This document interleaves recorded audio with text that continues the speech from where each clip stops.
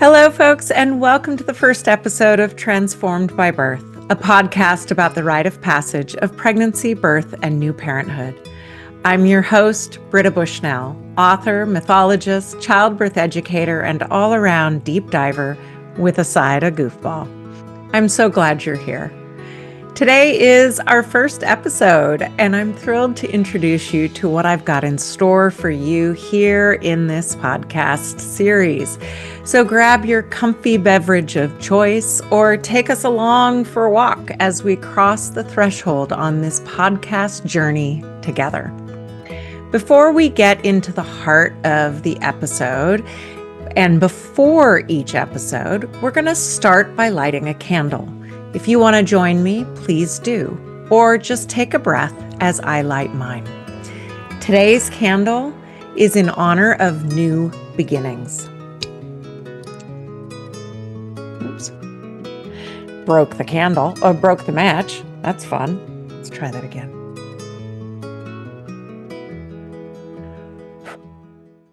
Here we are on the threshold of new beginnings. I'm feeling all the awkward, real, raw, angsty feels that come with starting new. Maybe you're feeling that too on your precipice.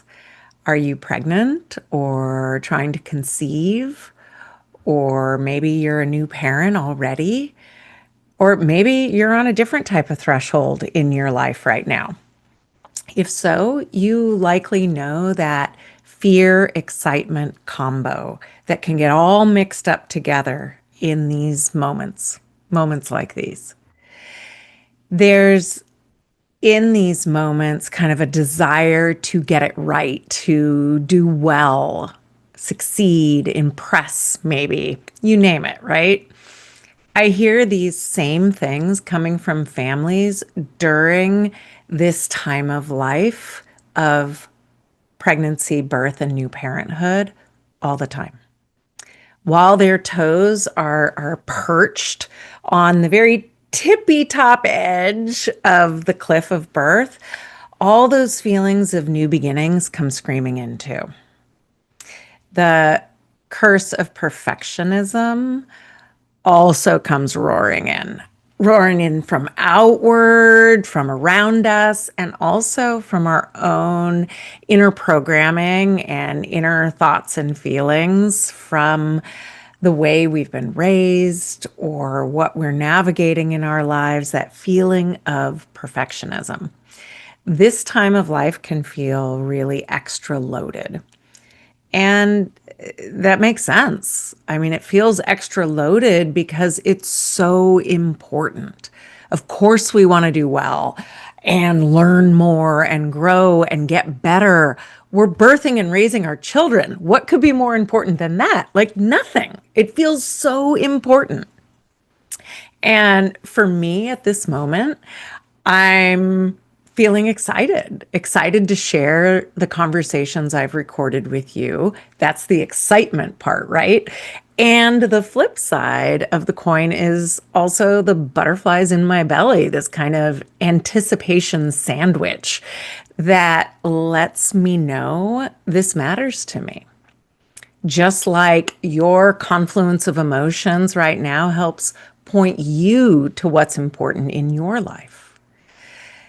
And for me, feeling this at the beginning of launching this podcast also helps connect me to what you might be feeling right now. And I always want to stay connected to what it is that you are experiencing or what you might be experiencing, because I can't know, but I want to try and feel into it. Because I'm someone who always wants to help you know that your experience, whatever it is, matters. It matters. Whether it's aligned exactly with mine or with somebody else or how I would do it, I want to help you find what's right for you. It's common during this rite of passage time in life to feel lots of feelings and wonder if they're right, if this is okay, is this what I'm supposed to be feeling?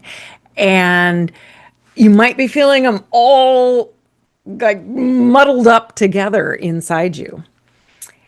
And at the same time, voices from outside might be flashing at you, be happy, isn't this amazing? Aren't you so excited? As if that's the only possible emotion you can feel. I personally don't really buy into that. I'm a huge and girl. Yeah, like the ampersand, I'm all about it. I prefer that to or. We can feel so many things at the same time. Many things can be true together. Okay, so I want to explain to you a term that I use a lot, and it comes up in future episodes as well. So I'm gonna get this out of the way and help us all understand this term that I'm going to use, which is the overculture. This is a term I learned from one of my former teachers, Clarissa Pinkola Estes, which to me refers to the energy that presses down on us in the form of like a collective should from the systems and collective narratives. Those messages that are often the product of isms like paternalism, capitalism, white supremacy, misogyny, you get it, and can likely add a lot more.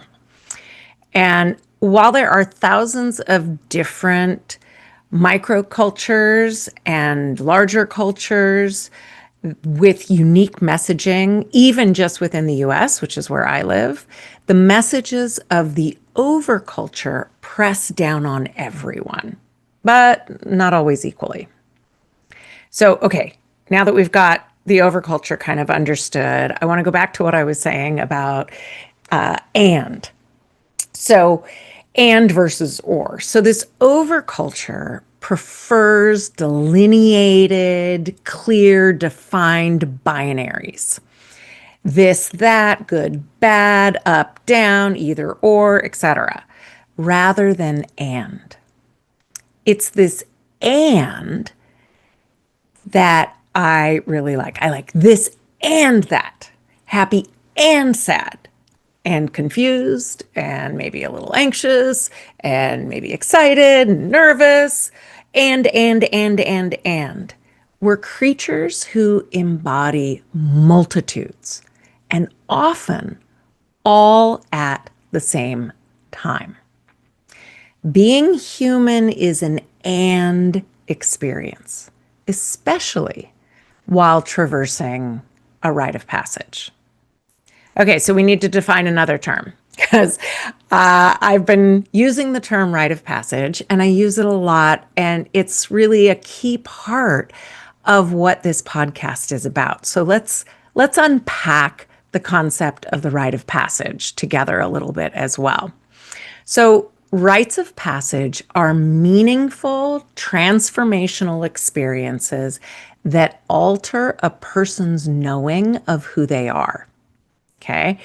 They usually take an initiate out of their familiar daily life identity and thrust them into something new, sometimes stressful, and possibly even a little bit threatening, and definitely threatening to the ego or to the identity self. Initiation rites given to young people coming into adulthood. Now, this is how I love to think about this with regard to birth and new parenthood as well. So, initiation rites coming given to people coming into adulthood test the individual physically, emotionally, and spiritually. These ordeals test courage, commitment, and endurance. And even though success is typical, rites of passage contain risk and often great struggle. It is by coming through the fire of initiation that the child self dies and the adult self is born. So can you see the ways that this mirrors the process of labor into birth for many parents? It's like we go into the fire of change where we're tested physically, emotionally, and spiritually. We are tested in our courage, our commitment, our endurance. Those things are tested through the journey of this rite of passage into parenthood, not just in birth, but also in new parenthood. And while success is usual, right, it doesn't mean that you're going to make it through exactly how you were when you went in to begin with. It's actually not the point to make it through exactly as you were before. And rites of passage are often thought of like in scholarly ways as coming in three stages. Although the names of those stages vary depending on the theorist and who's talking about them. Probably the most widely known is that of Arnold van Gennep, who coined the phrase rites of passage back many years ago. I can't remember exactly when. And his three phases are separation, liminal or liminality, and reincorporation. But I also love Bruce Lincoln's version that he devised looking at initiations given to young women coming into adulthood. So just initiations given to young women. And he styled his phases after that of the caterpillar, chrysalis, butterfly transformation cycle. And so his first one is enclosure, and then metamorphosis, and finally, emergence. But we may get too heady, and I'm going to come back to some of these, but it might get just a little too heady to think about all of these from these theorists' way. And so it might be easiest to just understand the three phases as beginning with an ending. So the first phase is a kind of end. Then there's that middle phase, and then it ends with a new beginning. And it might seem strange to imagine that this phase of transformation starts with an ending, but this is key to a rite of passage.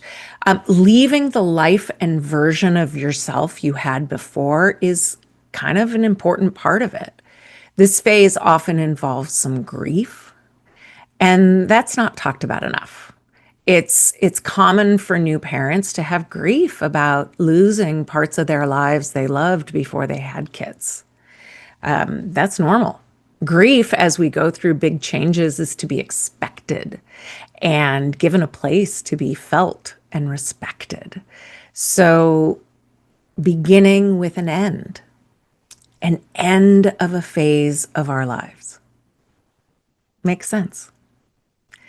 Then that middle phase is often characterized by being pretty messy. Okay. That's typical of it being messy, but also beautiful. Mess can be a kind of cacophonous beauty, right? The middle phase, I like to think of as the cocoon phase of that butterfly's journey. That's the spot where the caterpillar is dying to its caterpillar self. It's dissolving, really. It's not really dying, it's dissolving. And it's becoming goo. The former caterpillar form becomes goo. All except the nervous system, interestingly. And then from there, it starts rebuilding. And the rebuilding, all of this is happening inside the chrysalis, right? So from the outside, we can't even see what's going on. But inside, transfiguration is occurring. And because there's this dissolving as well as a rebuilding, the time in the chrysalis of rites of passage, of transformation, can take a while. This place can sometimes feel like the no man's land or the betwixt between place that's not fully here, but not fully there. Like I'm a parent, but I'm not really fully a parent. Like I'm still my former self, but I'm not fully integrated as this new identity. All of that is super common. It's this liminal space. Now, the word liminal comes from the Latin word limen or limen. I'm not actually sure how it's pronounced, which means threshold. Okay. And think about that. That's that sill or slightly raised part of the floor where a door and the floor come together. That's that entryway place that's not outside and yet also not yet inside the house or inside the building. It's the place between them. So it's somewhat outdoors and somewhat indoors. And this phase of a rite of passage can feel like that, less defined. So it's not here, not there. And that's often why it can feel kind of messy. All right, so that's the second part. And lastly, the third phase, the ending phase, kind of interestingly, is a new beginning. So it's like, remember, phase one was about an ending, even though it was the beginning of the rite of passage. Well, similarly or conversely, the ending phase of the rite of passage begins with a beginning. It's this new identity where all that has transpired during the profound period of change is ready to be shared. The new beginning is the blossoming, or in the case of the caterpillar to butterfly journey, it's the butterfly spreading its wings and launching into flight. So here we are. Here we are standing on the edge of this rite of passage. And you are feeling the ground shifting, changing, which is what transition brings. And when we are on that shifting ground where things feel like they're changing all around us and within us, what do? Well, one of the things we do when we feel ourselves changing, systems crumbling in our psyche and in our lives, is we seek information, seek ways to control. We want to know what to do, how to prepare, what we need to buy, what we should avoid, all of that. And there's this quote I love also from that teacher that I mentioned earlier, Clarissa Pinkola Estes, who said, "Fear is hungry for information." So when we are afraid or anxious about what's coming, or maybe even just kind of feeling, a little bit of trepidation, we can become really ravenous for data and facts, studies, advice, to-do lists, all of that. Like we go hunting for that. And this makes sense because that fear, that anxiety, or that feeling that the rite of passage brings up for us can elicit that feeling of, ooh, I'm hungry for information. But here's what can be really tricky, because we now live constantly at a smorgasbord of information. We've got 24/7 access to more information at our fingertips through our phones and computers than at any time in history. And what happens when you go to an all-you-can-eat buffet when you're really hungry? I don't know about you, but I tend to overeat, right? Because it can be really challenging to listen to our bodies telling us what we need when we have so much food in front of us and available. The same is true at the buffet of information. When we're on the precipice of change and feeling anxiety, fear, or a dash of trepidation, we are hungry for that information, and the internet is there for us, right? It's the smorgasbord of information. And if we're hungry, we can overeat. We can dive down deep rabbit holes and get a little lost.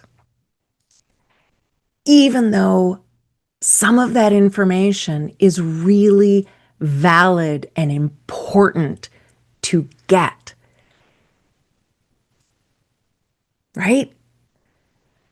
I get it. And when you're pregnant or trying to conceive or navigating new parenthood, it can feel like there is endless amounts of information you need to consume. What foods are safe? What products do you need? What's the right way to give birth? How do you get your baby to sleep? The questions feel infinite. Right? I mean, can you feel it? I can feel it even as I'm saying it. And yet sometimes we can overeat, and that information actually stops feeding us. It starts stuffing us and creating a feeling where we don't feel good.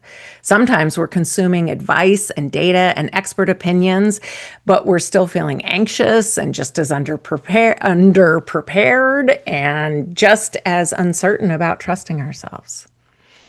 That's because information and wisdom are different things, right?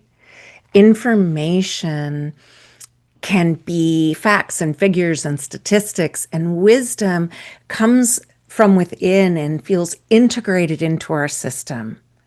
It might be that our intuition can be like the part that sorts information and wisdom. What information is helpful to us? Let me put that through my intuition, convert it into wisdom for myself, and then help me move forward. Wisdom, as processed through our intuition, helps us know who we are and helps us navigate the unfamiliar in a way that information sometimes can and sometimes can't, because it's often specific to a particular thing. So this kind of leads me to, I'm a storyteller. It's one of the things that I do. I tell stories about my own life. I tell stories that are fairy tales. I tell stories that are about mythology. And one of the metaphors that I love using in my work is about the Greek twins, Artemis and Apollo. Okay, so let me just give you a little background. When their mother, Leto, was in labor with them, she was having a really hard time finding a place to give birth. There's a whole backstory to that, why she couldn't find a safe place to give birth. Hera was involved because the twins' father is Zeus, and Hera, it's a whole thing. So Leto couldn't find a place to give birth. And finally, she's offered sanctuary, and Artemis is born. Artemis is born first. And then she helps midwife her mother through the birth of her brother, Apollo. So you could say Artemis, one of the very first things she did was to be a midwife, to be associated with childbirth. And so often Artemis is associated with childbirth. But we need to talk, I want to talk about actually Apollo first, because this kind of comes on what I was talking about information. So Apollo represents everything that resides within civilized society. Okay, so he's inside the city walls, and Artemis is outside the city walls. So Apollo is understood as, he's a music god and a god of poetry, and is associated with those things that are like elevated culture and being what those things that separate us from animals. Let's think about it like that, right? So elevated humanity, being civilized.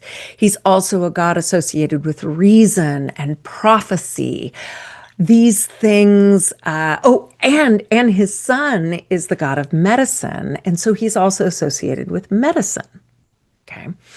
And he's a sun god, so he likes things to be clear and bright and exposed and known. Like certainty, yeah, he likes certainty. And our overculture is highly Apollonian. He is about knowledge, skill, getting things right. He's about clock time. You get it, right? And that Apollonian energy is what compels us to research every baby product, read all the books, go down every Google rabbit hole, and write a multi page birth plan. It's really common. There is nothing wrong with Apollonian energy. Actually, it's very functional and really helpful. Our society is steeped in Apollonian energy. It's the vibe of the overculture. We're so familiar with it that it's actually usually super comfortable and comforting even because of its familiarity. The order, the sense of control that we get from it can be calming to many of us, activating for others, but we'll get to that later. Okay, but now I want to go back to Artemis, because remember I said that Artemis is associated with childbirth in part because she helped her mother give birth to Apollo. At least in the version of the story, there's lots of versions of these stories, but the version that I like best is this one where she's born first. So Artemis is associated with childbirth because of that, but she's also associated with childbirth for a lot of other reasons. She's associated with childbirth and new parenthood, in part because she's the goddess of the wilderness. She's the goddess who is close to the animals and can communicate with them. And think how animals communicate. They howl and moan and whinny and cry and grunt. And that's a language that she's comfortable with. Whereas Apollo is about poetry, right? Like finely tuned language. So Artemis is that more animalistic nature. She's in the wilderness, she's close to the earth. She's a moon goddess, and as such, as a moon goddess, she's cyclical in nature rather than like clock time, where it's more set and solid. Artemis shifts and changes and moves through the cycles of nature and day and night and the cycles of the moon. Changeability is a part of Artemis, as is mystery, because as a moon goddess, she's really comfortable in the dark. She's also highly protective of her privacy, which is also true of folks going through the rite of passage of pregnancy, birth, and new parenthood. Often really like their privacy, right? She is also the goddess of the hunt. So she goes after what she wants. And probably the word that I like best that's associated with her is untamed. You know, that feeling in the wilderness that things are not ordered like in a city with straight streets, but paths meander and things grow where they feel like they want to grow rather than in straight lines or a tended, city garden. Artemis represents that more primal, animalistic kind of connection to that animal side of our bodies and of this rite of passage. So, when we're in this space of the overculture that has this Apollonian energy, and we're trying to gain information to sort of tame the parts of us that are arising, that are Artemisian, that feel kind of scary and unfamiliar, we often go to the tools of Apollo's realm to help us. And that makes a lot of sense.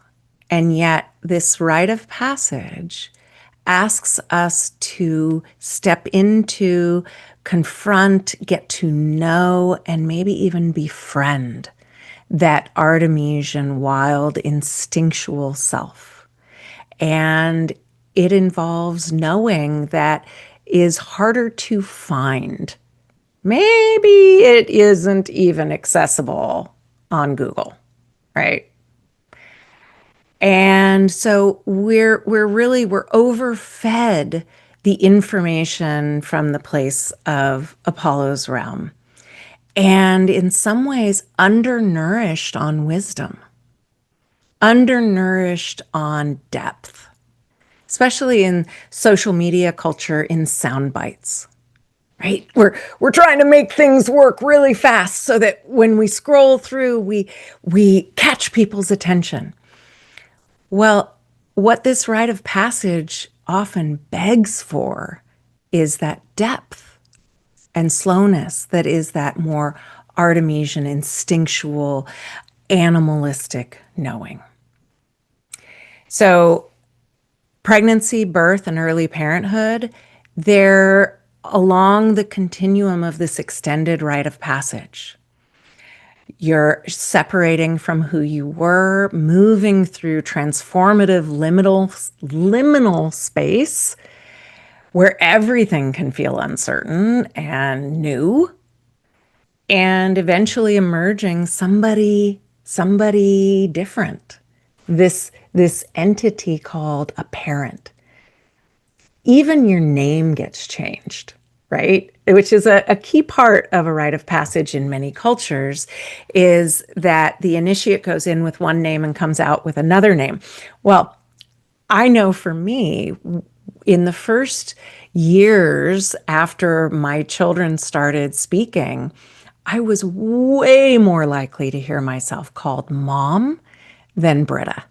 Like, I didn't hear Britta very often, but mom, I heard it all the time, constantly. And so this giant rite of passage, here we are, we're changing, we're shifting. And I want to support folks through that. I've been doing this for years, so over 25 years now, in working with people during this rite of passage. And this podcast is an opportunity to continue to do that, to keep deepening the conversation, moving from sound bite to depth, right? Because we've really kind of over medicalized, over commercialized parenting, birth, all of it. And in that process, we've lost touch with some of the wisdom that truly helps people navigate the emotional, spiritual, psychological aspects of becoming a parent. So that's what this podcast is about. Remembering and reconnecting with some of that wisdom. It's about having the deeper conversations and honoring the magnitude of what you're going through. So, let me tell you a little bit about what you can expect in these conversations and solo episodes. So, you will hear from professionals sharing wisdom, not just information, about pregnancy, birth, and new parenthood. These people are not going to come on and just give you another checklist or tell you the right way to do it. These are conversations with folks who understand that becoming a parent is a whole person transformation. You will also get deep conversations that inspire, open, and maybe even push your edges a little bit. We're not here for a superficial, surface level chat. We're going to dive into the real stuff, the identity shifts, the relationship changes, personal awakenings, and yes, the struggles too. And because it's who I am, we'll also have some laughter and joy along the way because honestly, life is already heavy enough. This journey of becoming a parent, it's profound and meaningful, but it can also be delightful and funny and surprising in the most wonderful ways. So I want this to be a place where you experience all of that and where you can find wisdom that helps you trust yourself more deeply, where you can feel less alone in this incredible, challenging, beautiful passage you're moving through. Thank you for being on this journey with me. So, as we begin to bring each episode to a close, I end each episode with a final question. So, today I thought, well, why not? I'll answer it myself. So, what's the question?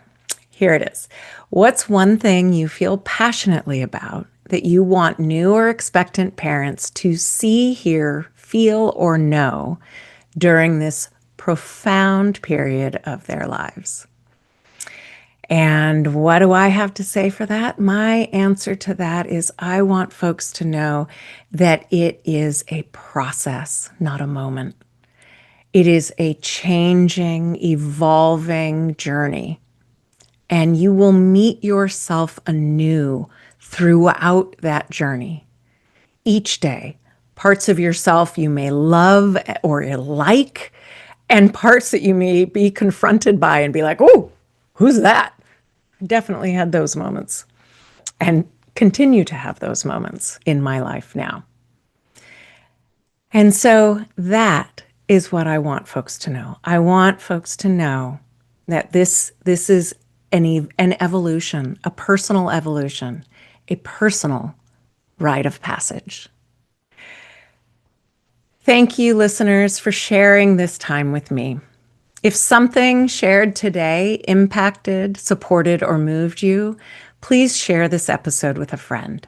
I produce this podcast myself, and your support makes it possible. To show a little love for this podcast and these conversations, please follow, rate, and review. If you'd like to continue the conversation, please join me on Instagram at Transformed by Birth. I look forward to being with you again on the next episode of Transformed by Birth. Now, each time we will also end by blowing out our candle. I've lit mine. I invite you just to imagine you've got yours with you, or if you lit it and listened and turned this into a ritual, fantastic. I welcome that as well. But as we take an inhale breath, I want you to pull in like the parts of this episode that you want to remember. What do you want to take away? Take that in on an inhale. And as you exhale, I blow out the candle. Until next time, bye, friends.